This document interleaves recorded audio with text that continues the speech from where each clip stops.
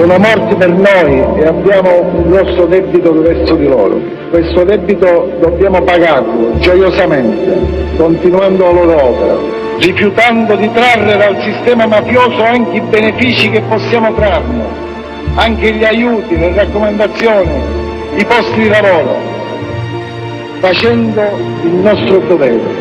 La lotta alla mafia, il primo problema da risolvere nella nostra terra bellissima e disgraziata, non doveva essere soltanto una distaccata opera di repressione, ma un movimento culturale e morale che coinvolgesse tutti, e specialmente le giovani generazioni, le più adatte a sentire subito la bellezza del fresco profumo di libertà che fa rifiutare il puzzo del compromesso morale, della indifferenza, della contiguità e quindi della complicità.